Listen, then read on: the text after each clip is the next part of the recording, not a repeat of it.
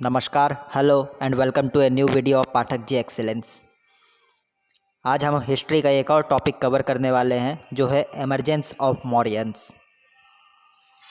मौर्य कौन थे, कहाँ से इमर्ज हुए, अचानक से कैसे इतना बड़ा सत्ता पा गए और भारत का पहला एम्पायर कैसे बना, ये सब हम इसमें देखेंगे। This is a brief introduction to my self.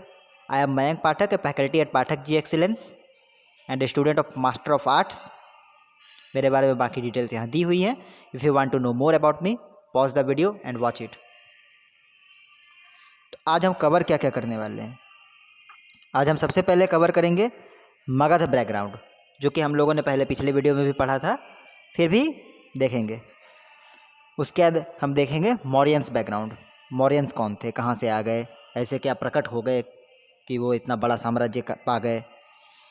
Then religion followed by Mauryans, Mauryan किस धर्म के थे, किस जाति के थे, ये सब।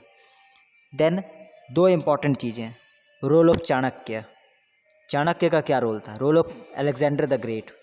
अलेक्जेंडर जो आए उसका भी मौर्य साम्राज्य बनाने में बहुत बड़ा रोल है, वो क्या था। और आखिरी में बैटल विथ नंदा रूलर्स। हम इसे कवर करने वाले हैं।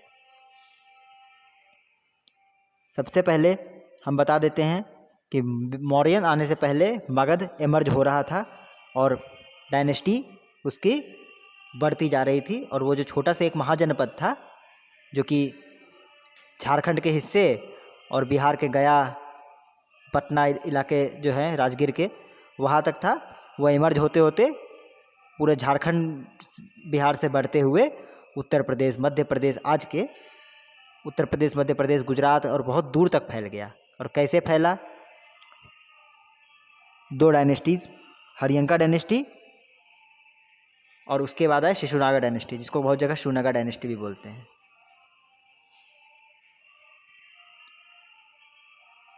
नंदा उसके बाद आए, और नंदा जब आए तो नंदा ने उस एम्पायर को और भी फैलाया।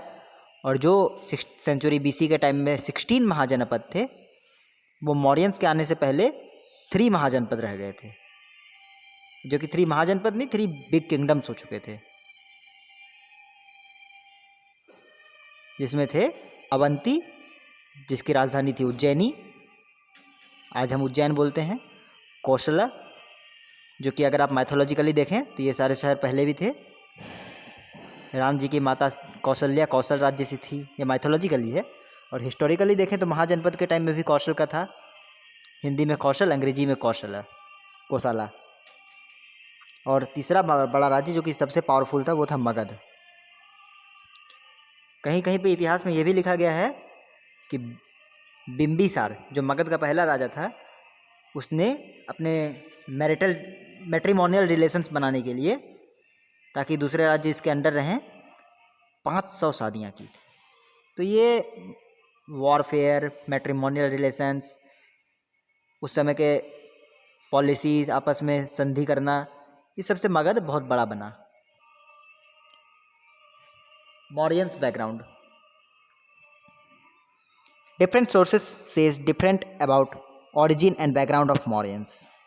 अलग अलग सोर्सेस मौर्यंस के बैकग्राउंड के बारे में अलग अलग बातें करते हैं।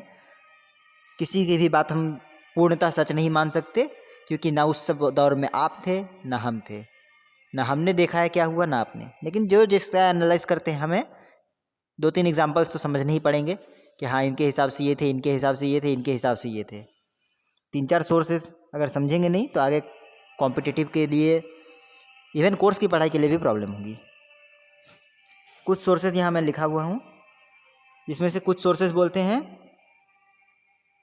कि मौर्यंस जो थे वो स्मॉल एरिया के, जैसे उस समय, जैसे मैंने पहले भी वैदिक एज वगैरह में कहा था कि पहले मेन लीडर थे, उसके नीचे आते थे डिस्ट्रिक्ट हेड, उसके नीचे आते थे विलेज हेड, उसके नीचे अपने हाउस हेड, मतलब उस तरह से सिस्टम पैटर्न था। तो कोई कोई बोलते हैं कि मौर्यंस जो थे वो किसी छोटे एरिया के रूलर्स थे, लाइक किसी विलेज के, या किसी छोटे से 2-4 विलेज के एरिया जो हैं, combination of village, 5 village, 10 village के एक लीडर, या फिर छोटे से एक विलेज के मुखिया।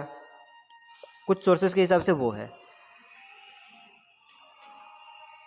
कुछ सोर्सेस ये सारे सोर्सेस हैं, कोई हिस्टोरियंस हैं, कोई बुद्धिस्ट टेक्स्ट है, कोई जैनिस्ट टेक्स्ट है, कहीं अर्थशास्त्र में कुछ है, कहीं किसी अर्थशास्त्र में एक्चुअली कुछ नहीं है इनके सोर्सेस के बारे में ज़्यादा। तो ये अलग अलग जगह के सोर्सेस हैं।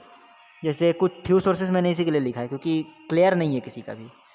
कुछ सोर्सेस के हिसाब से यानी कुछ हिस्टोरियन के हिसाब से हम ये भी मान सकते हैं कि मौर्यंस जो है वो ट्राइबल्स थे जो कि मोर पालने का काम करते थे। मोर को हिंदी में मोर कहते हैं, अंग्रेजी में पीकॉक बोलते हैं, संस्कृत में मयूरह बोलते हैं। उस समय हिंदी तो नहीं आया था लेकिन संस्कृत था, मयूरह से शायद मौर्य बना। तो ये भी बहुत सारे हैं फैक्ट्स। कुछ सोर्सेस के अनुसार जो है मौर्यंस जो हैं वो क्षत्रिय थे, और क्षत्रिय जरूरी नहीं है कि हर क्षत्रिय राजा हो, लेकिन क्षत्रिय थे तो इनमें एडमिनिस्ट्रेटिव एटीट्यूड था।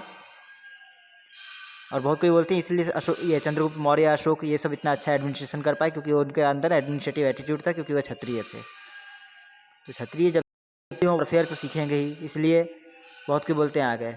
और भी बहुत सारे सोर्सेस हैं। कुछ सोर्सेस के हिसाब से कहा जाता है कि चंद्रगुप्त मौर्य की माँ का नाम मूरा था, इसलिए उनका वंशज माँ के नाम पे उन्होंने मौर्य रखा। ऐसे बहुत सारे अलग अलग सोर्सेस, अलग अलग बातें। किसी की भी बात पूरी तरह सच नहीं है, किसी की बात पूरी तरह झूठ नहीं है। हमें सारी सोर्सेस को समझना पड़ेगा, अन्यथा आगे जाके समस्या आ सकती है। रिलीजन फॉलोड बाय मौर्यंस, इसके बारे में किसी हिस्टोरियन ने कहीं पे कुछ भी डिस्क्रिप्शन नहीं दिया है कि मौर्यंस किस धर्म के थे।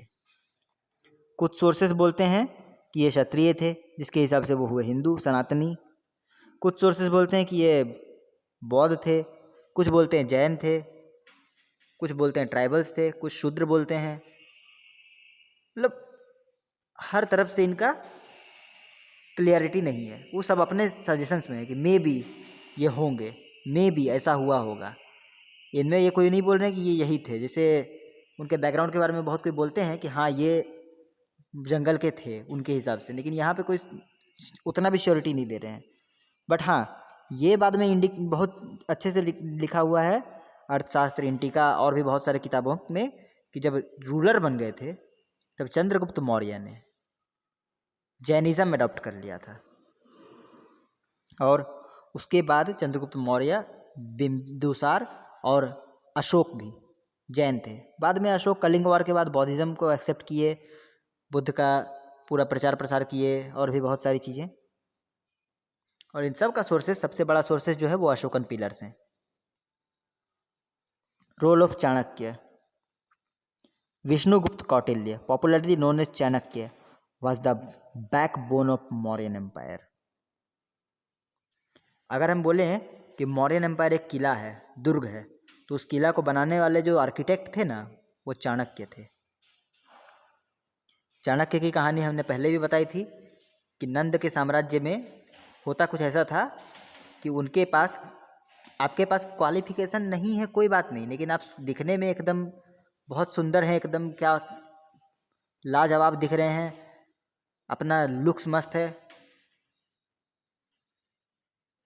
आप उसके बाद उनके मंत्रिमंडल में, और आपके पास लाख क्वालिफिकेशन है लेकिन आप दिखने में कुरूप हैं, तो आपको वो जगह नहीं देंगे। मतलब चाणक्य इतने इंटेलिजेंट, इतने अच्छे और ज्ञानी इंसान, जब वो गए थे नंद के साम्राज्य में कुछ सजेशंस देने कि आप ऐसा ऐसा कर सकते हैं, तो पद मांगने भी नहीं गए थे, वो अपना सजेशंस रखने गए थे। उनको कुरूप थे इसलिए निकाल दिया गया। और आप जो सीरियल्स में चाणक्य को देखते हैं ना, बहुत सारे अजीब अजीब सीरियल्स और मूवीज़ में जो चाणक्य का रोल देता है कि बहुत टकले हैं लेकिन सुंदर दिख रहे हैं, एक्चुअल में जो डिस्क्रिप्शंस मिलते हैं हिस्ट्री में वो ऐसे नहीं थे, वो कुरूप थे। कुरूप मीन्स उनकी शक्ल अच्छी नहीं थी मे बी, और उनका चेहरा ठीक नहीं था, अच्छे नहीं दिखते थे वो कुरूप। और नंदा का तो सिस्टम मैंने बता दिया कि आप ऋतिक रोशन के माफिक दिखते हैं तो आपको काम करने आए या ना आए, यू आर अंदर हैं। और अगर आप नेल्सन मंडेला के जैसे दिखते हैं तो आप भले कितने भी अच्छे लीडर हों, आपको हटा दिया जाएगा।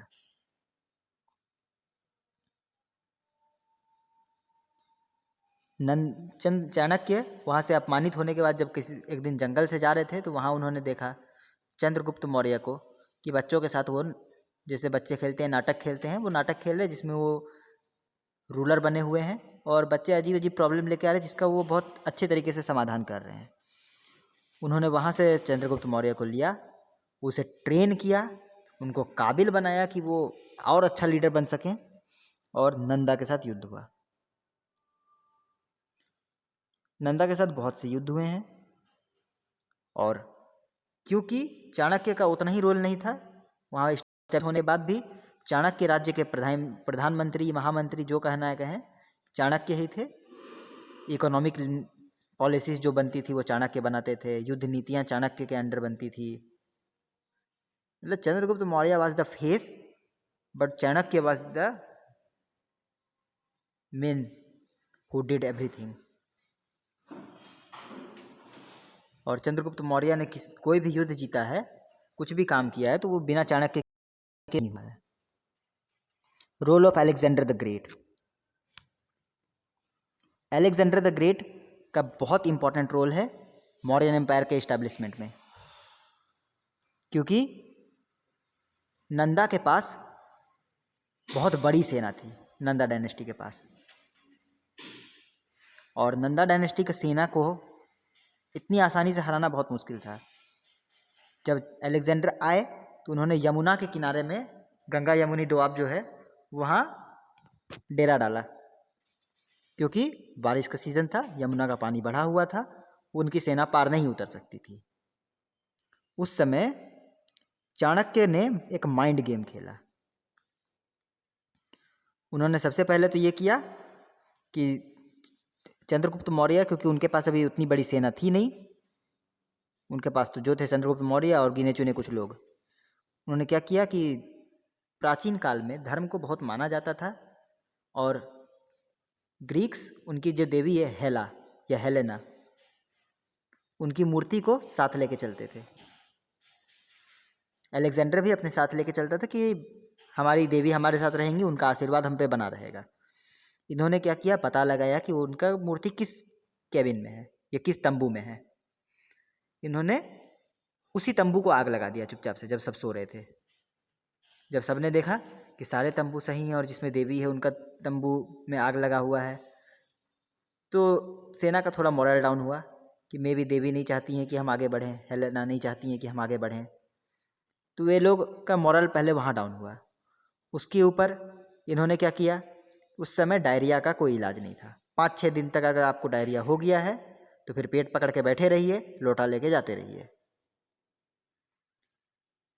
इन्होंने क्या किया, किसी डायरिया वाले पेशेंट की मल को उन्होंने उनके जो ड्रिंकेबल वाटर वाला टैंक था उसमें मिला दिया, जिससे बहुत से लोगों को डायरिया हो गया। इससे जो उनका बचा कुचा मोरल था वो भी चला गया कि चाहती ही नहीं है माता कि हम आगे बढ़ें, वरना हमें इतनी बीमारियां, बारिश, उसके ऊपर उन्हीं का तंबू जलता, ये सब क्यों देती। तो ये सब मोरल डाउन होने से उनका सेना का मोरल भी डाउन हुआ, अलेक्जेंडर का भी थोड़ा मोरल डाउन हुआ, और अलेक्जेंडर बाद में फिर कन्विंस होके वापस गया। सेल्यूकस को इंडिया में अपना गवर्नर अपॉइंट करके, जितने भी एरिया उसने जीते थे सबको सेल्यूकस गवर्न करता था उनके अंडर, और अलेक्जेंडर वापस चला गया। और ये सेल्यूकस का भी बहुत रोल है आगे। Battle with Nanda rulers. Nanda rulers के साथ बहुत से बैटल्स हुए हैं, एक बैटल नहीं है। पहला बैटल तो चंद्रगुप्त मौर्य हार भी गए थे। उसके बाद चंद्रगुप्त मौर्य को जब हार मिली तब उनको समझ में आया कि मेरी जितनी सेना है वो पर्याप्त नहीं है, और मेरा कोई आइडेंटिटी भी नहीं है। हम ऐसे अचानक से आएंगे, लड़ेंगे तो जीतने के चांसेस बहुत कम हैं, वो भी नंदा की इतनी बड़ी सेना से, नंद रूलर की। उन्होंने क्या किया, सेल्यूकस की बेटी हेलेना से शादी किया। क्यों? क्योंकि सेल्यूकस के पास बची खुची ग्रीक आर्मी थी जो कि अलेक्जेंडर छोड़ के गया था, और अलेक्जेंडर का छोड़ा हुआ सारा साम्राज्य भी था। तो हेलेना से शादी करने के बाद, क्योंकि सेल्यूकस की सिर्फ एक बेटी ही थी, सेल्यूकस ने दहेज में जितना कुछ था इंडिया में सारा साम्राज्य चंद्रगुप्त मौर्य को दे दिया। और उसके बाद इनका जो, जहाँ क्योंकि ये रहते तो थे जंगल में ही, ट्राइबल एरियाज़ में, तो इनके पास जो भी अपने ट्राइबल आर्मी थी वो, और उनकी आर्मी जो बढ़ गई, देन स्ट्रैटेजी चाणक्य की, ब्रेवरी चंद्रगुप्ता की, और आर्मी सेल्यूकस की। सब मिलके अगले बैटल में धनानंद को हरा के इन्होंने लगभग 323 बीसी के अराउंड में, किसी किसी जगह पे 321 बीसी भी लिखा हुआ है, मौर्यन एम्पायर की स्थापना की। और इसके बाद एक किंगडम नहीं, क्योंकि इससे पहले जो थे वो डायनेस्टिकल रूल थे, किंगडम थे, लेकिन इसके बाद जो इस्टेब्लिश हुआ वो एक एम्पायर था, द मौर्यन एम्पायर, जिसका डिस्क्रिप्शंस बहुत क्लियरली मिलता है अर्थशास्त्र में, इंडिका में, और भी बहुत सारे बुक्स में लिखा हुआ है। और ये जो मौर्यन एम्पायर था, ये वो एम्पायर था जो तक्षशिला गांधार से शुरू होता था, तो थम जाता था इस तरफ म्यांमार तक कहीं कहीं पे, और दूसरी तरफ में जो शुरू होता था एकदम नॉर्दर्न पार्ट से, अफगानिस्तान साइड से लेके वो साउथ में जाता था सुवर्णगिरी पर्वत तक, जो कि आज के डेक्कन प्लाटू का नॉर्दर्न एरिया है, अरावली रेंज और इस सब के बीच नर्मदा वैली जो है वहाँ पे है। तो इतने बड़े एम्पायर को बनाने वाले चंद्रगुप्त मौर्य, और उनको सजेस्ट करने वाले, उनको राह दिखाने वाले, उनके मदद करने वाले, या उनके पूरी तरह से हर जगह चंद्रगुप्त मौर्य को चंद्रगुप्त मौर्य बनाने वाले चाणक्य। इसके बारे में हम अगले वीडियो में डिस्कस करेंगे कि चंद्रगुप्त मौर्य कौन थे, कैसे बढ़े, देन बिंदुसार कौन थे, अशोक कौन थे, फिर डिक्लाइन कैसे हो गया इतना बड़ा एम्पायर। अभी के वीडियो के लिए फ़िलहाल इतना ही। कमेंट बॉक्स खुला है, अगर आप चाहें कोई सवाल पूछना तो पूछ सकते हैं। डिस्क्रिप्शन में टेलीग्राम का लिंक है, इस वीडियो के जो स्लाइड्स हैं वो वहाँ आपको अवेलेबल होंगे। और अगर आपको कोई सवाल चाहिए तो आप टेलीग्राम में भी पूछ सकते हैं, और कोई डाउट नहीं है तो बहुत अच्छी बात है। मिलते हैं अगले वीडियो में, तब तक के लिए नमस्कार।